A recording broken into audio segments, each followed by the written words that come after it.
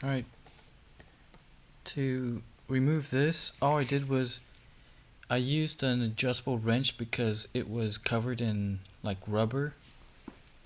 So one of those wrenches, I used that so it wouldn't scratch this up, and I used a hand clamp like that, 8-inch hand clamp. So one side is clamping here, and then one side's clamping on here on the wrench because it's got the rubber around it to not scratch this up. And then once I compressed it, I just use a ratchet to unbolt the 10mm bolt here, and that was what's holding this spring back. Or actually it's probably yeah, it's basically helping to hold down the spring. So this, it looks like the window right there was facing like this way, parallel to the body. I'm not sure if that's even important, because this thing might actually spin. Or maybe that's where the bolt was.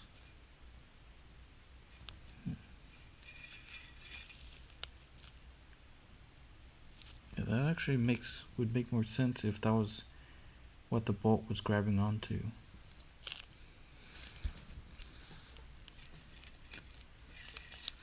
So there's this long spring and this looks like a stainless steel spring.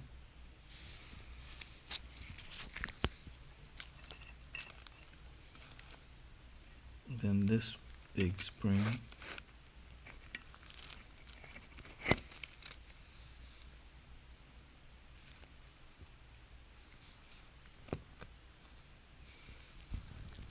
And so the reason why I did that is because for the kit you have to replace the pressure regulator valve, which basically every type of system wants you to do this. It's to help with the line to lube, which I shouldn't really try to explain it because I don't actually understand it, but sometimes the torque converter gets starved of oil because it's not being charged with oil. So that's part of what this thing fixes. If that's wrong, then my bad, but that's one of the things that I think is what it's fixing. So I'm gonna get something to try to get this valve out. Basically I tipped it and it got this out a little bit. It wasn't out that much, but basically I thought it was stuck, but all you have to do is just spin it until it unsticks itself. Like just basically work this out of its bore, and that's what the OEM valve should look like. I want to get to this first, even though it's like basically the last step, is because the instructions say that make sure it's this size and it does not replace the long one. So the first thing that I'm going to do before I start drilling holes and stuff is make sure that it's the right one. And it does seem a little bit longer, or actually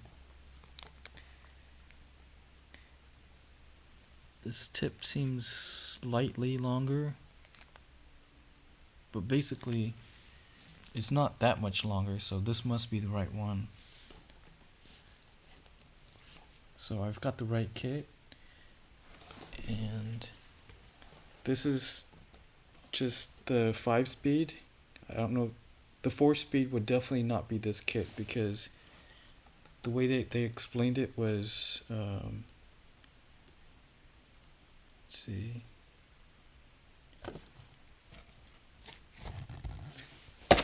Okay, so the way they explain it is HO is Honda, 5 is 5-speed.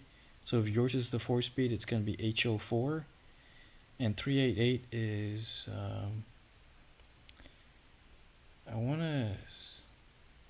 it's one of the measurements. It might be the CPC valves, or I forgot which measurement that's for. But anyways, just double check it like me. Yeah, double check it like me to make sure that you have the right kit. Okay, this is the Bench Buddy kit by Superior, and there's a bigger one, but obviously that's not what I need. So you basically, I think, just select the size that's closest to the board that you need it for. So this might be it, and if not, then it's gonna be the bigger size. What I did notice on this valve is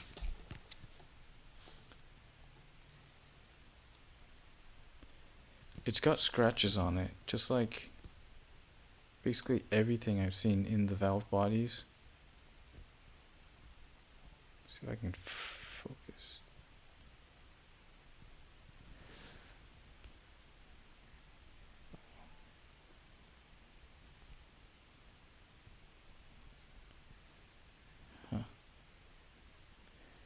Okay, so you can see scratches at the edges.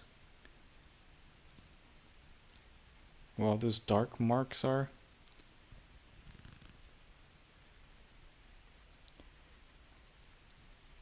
So that's I could try to use sandpaper. That actually might be better. Basically, to do it the sandpaper way is cut a piece and roll it up, kind of like a cigarette, and then spin it in the bore and lubricate it with oil. And that's how the manual actually says to do it. So I don't know about these Bench Buddies. I might give it a try just in case, because it might be sticking just a little bit. Okay, so the instructions say to basically just use the blue spring, and it says we're gonna reuse all the old springs. So that spring, and that spring. The only thing that I didn't like was on this kit, it might be hard to see, but there's actually a nick on, it's actually a nick right here. Really hard to see on camera, but basically there's a nick right there. It probably doesn't affect anything, but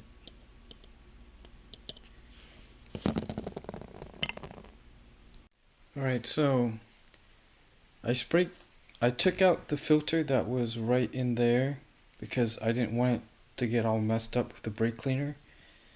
I polished here, and then I sprayed brake cleaner to get all the stuff out.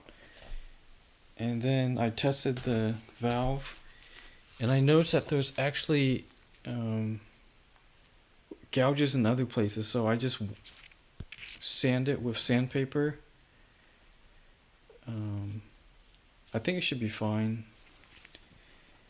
So then basically I just kept testing it. Right now it's binding just a little bit, and I think really important is to sand out all the gouges, because those little tiny pushed up pieces of metal could be what's making it stuck here. So you might actually be trying to remount the board too much.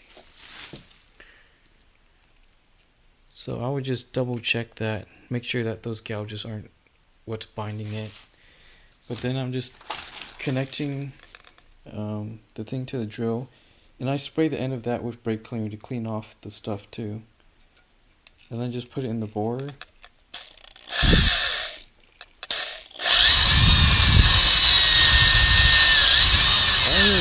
I don't even think you need to go up and down, because this brush, it's hard to do with one hand, but basically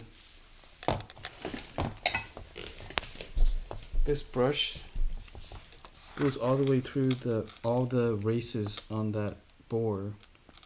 So I don't even think that it needs to, you don't have to go up and down, because if you do that, that means it's not making contact with the last race on the bottom.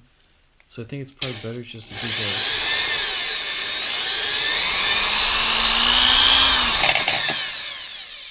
that. And that might be good enough.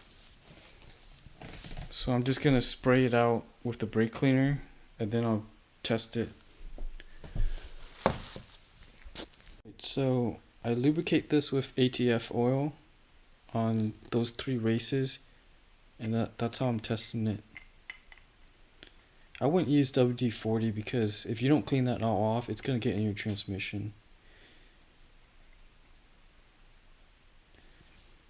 So it looks like it's still binding there a little bit, but it's mostly free.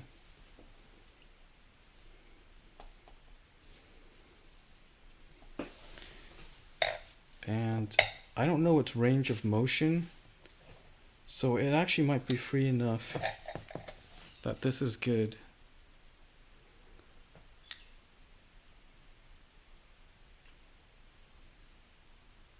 So it gets stuck about there, but I'm gonna call that good because I don't want the tolerances to be too loose, because I think that would let oil blow by the races. I'm gonna call that good, I think, because I don't think it needs to, travel that much.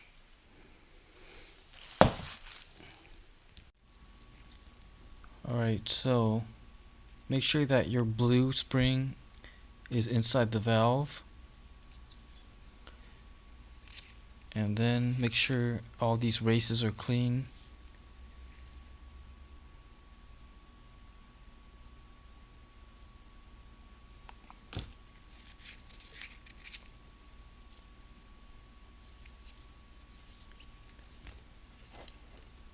And then should be, I'm going to do it this way so the spring doesn't fall out.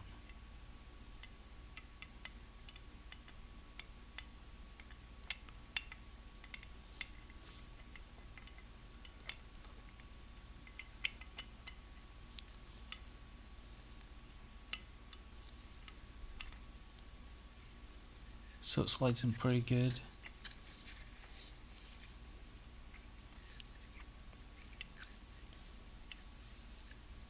If it does stick, it sticks just slightly.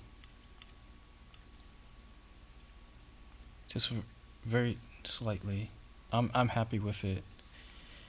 So next thing is stainless steel spring goes over this shaft right here.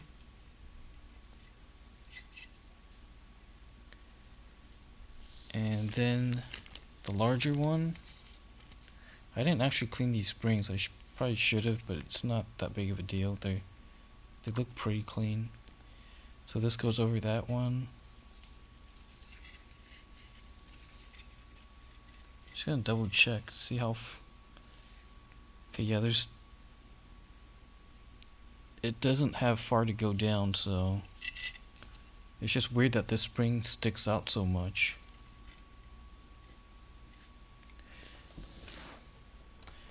Alright, so then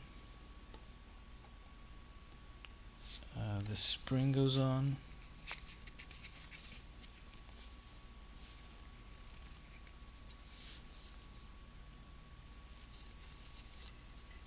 I'm trying to figure out which way it actually went on. It was this way or the other way. It most likely doesn't matter.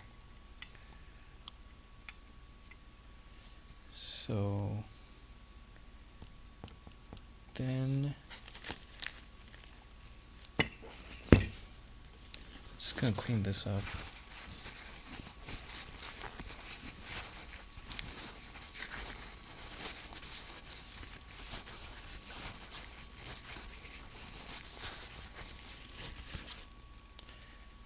And it's pretty dirty in there, so I'm gonna spray that out.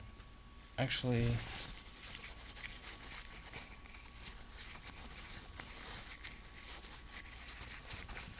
Let's stuff this in here.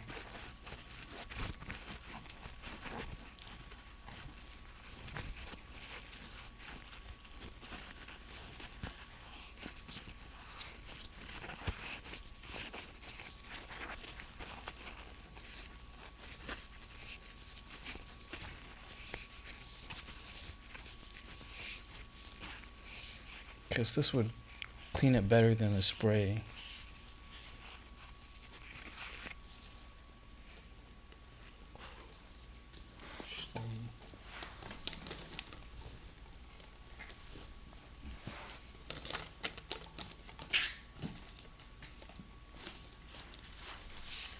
Alright, sprayed it anyways, just in case.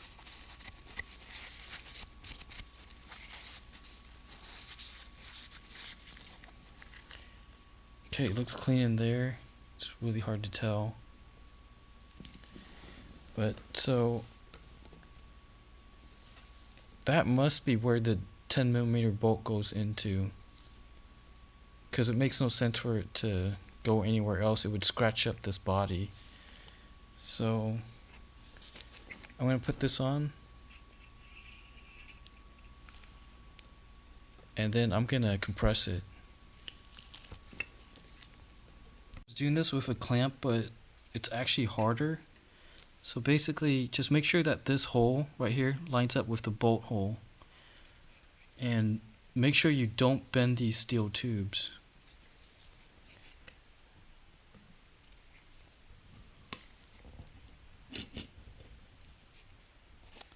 So with the other hand, I'm going to put the bolt in.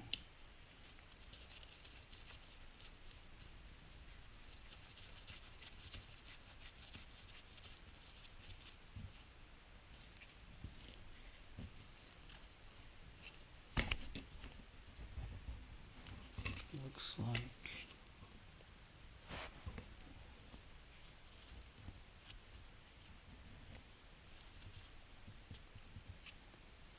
and then I'm gonna try to tighten this.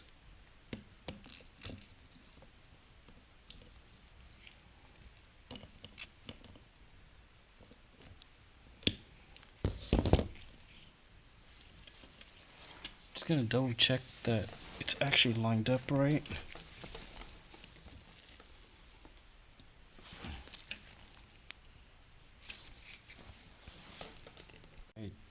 After a while, I finally got it. So you can do this with your hand, and if it's binding, you'll see a gap here, but you have to like turn this, and then you have to really push it down at the end. You'll have to actually compress this larger one. That's how you know it's going down enough, because if it's not, this thing will be loose and it'll spin. But once you got it down enough, this bolt will bottom out, and then all you gotta do now is just tighten this with your ratchet.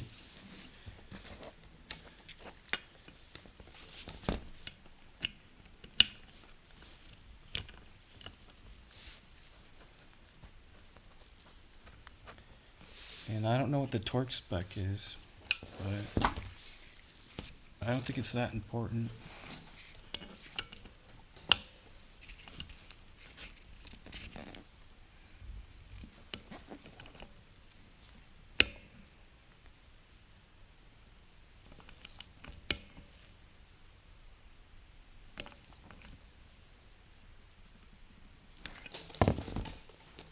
And that feels pretty good. Alright, so I'm going to check these other two valves, but basically there is a clip here. I took that out, and then I used my brass pick to kind of push down on the end of the end plug, and then once it gets out to this much, you've got leverage here where the clip used to be, and you can take this part out.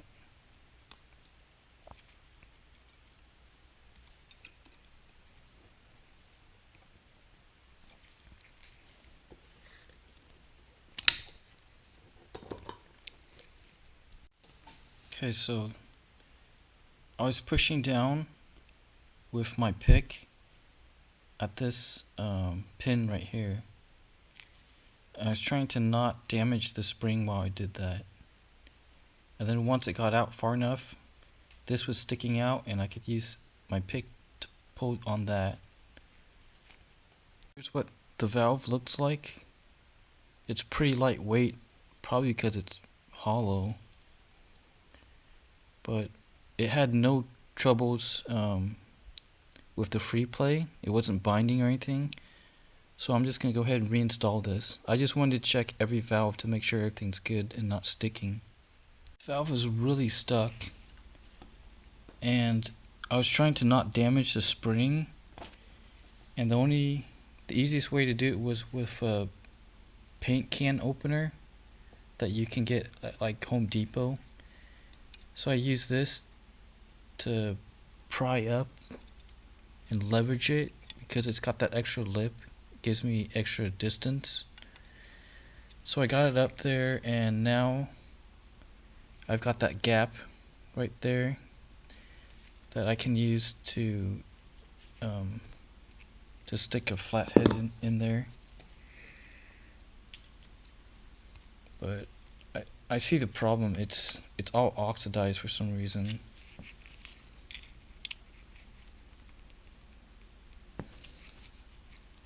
It's like it's really stuck on here.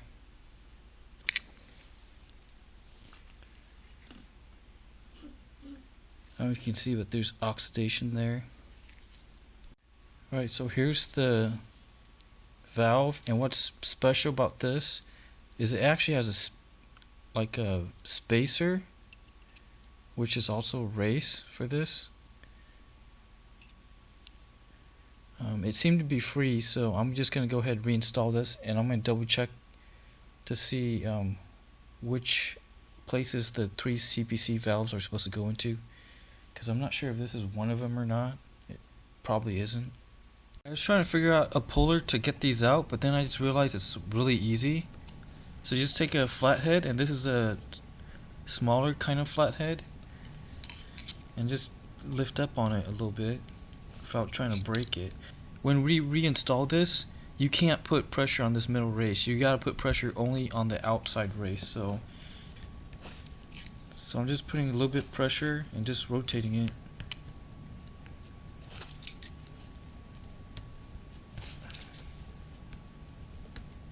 And I actually might need to heat this up. See, I heard that pop, and you heard that pop.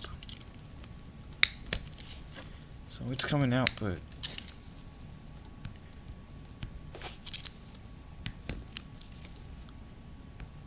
and I actually might be scratching up the inside of this gear, but it's on parts that don't matter that much. So I don't know if you can hear, but it's popping out really slow.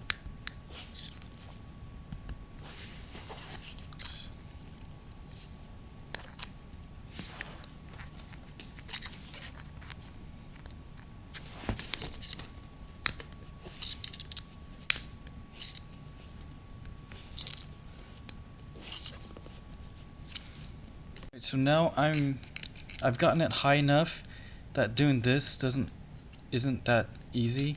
So what I'm doing is I'm using a twisting motion, and I'm still spinning it around. See, I'm pretty sure you heard that one. That was pretty loud.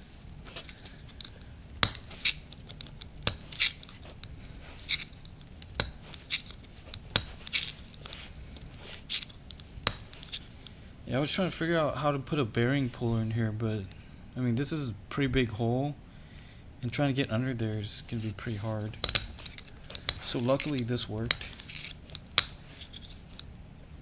And actually, it's probably smarter to not go towards the edge. I just realized that, because you don't want to damage this wall, so maybe stay away from the edge.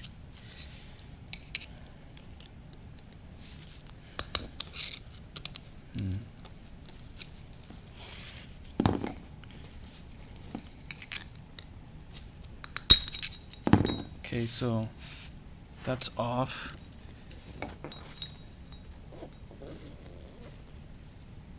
And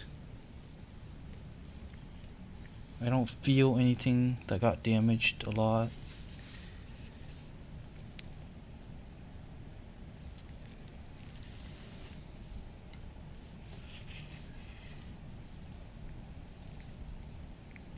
So I'm going to clean this up with spray some brake cleaner on a paper towel and clean this all up inside here and everything, and on this side. And the first thing to do is lubricate this.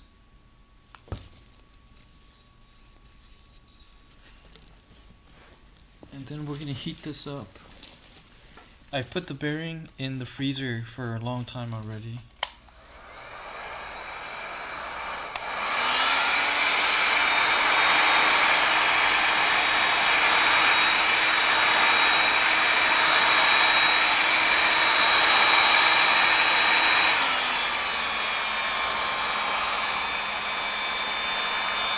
Alright, the bearing has actually frost on it from sitting in the freezer so long.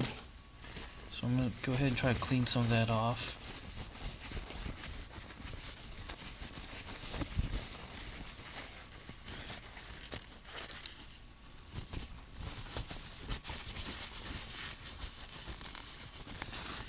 And then I'm going to lubricate it. And this one doesn't actually have a brand name on it except for these dashes. And so you can see it's very weird. The packaging that I took it out of did say made in Japan, but these are basically a no brand name bearing, but it did spin really good, at least compared to the old one. So I'm going to keep the dashes facing up, and then I'm going to lubricate the outside.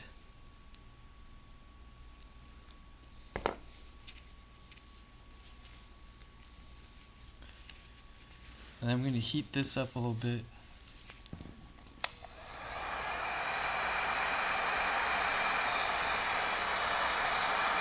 Alright, I'm just going to make sure all the frost is off on the outside. And I'll put some extra oil on here. Alright, dash is facing up. And then I'm going to try to tap it in on the outside.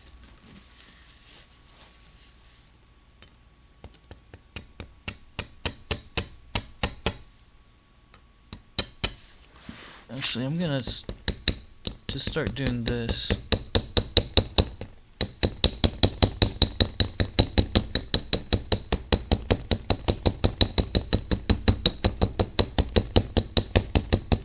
And it's going in pretty good, actually.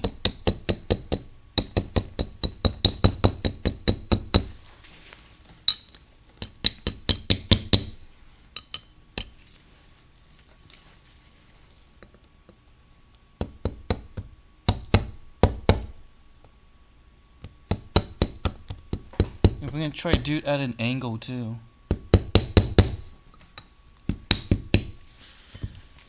Actually, that was a mistake. Some of the paint is coming off of the punch.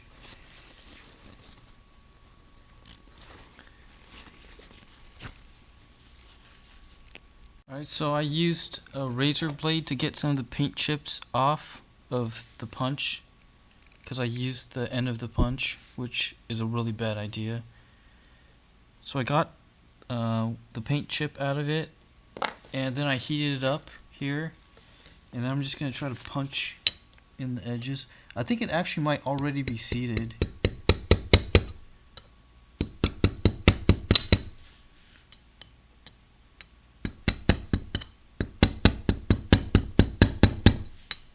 This bearing looks like it is already seated.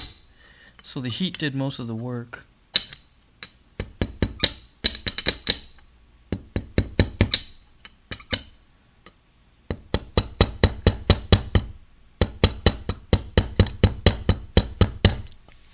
And so I'm hitting on the outside race, not the inside, because that would damage the bearing.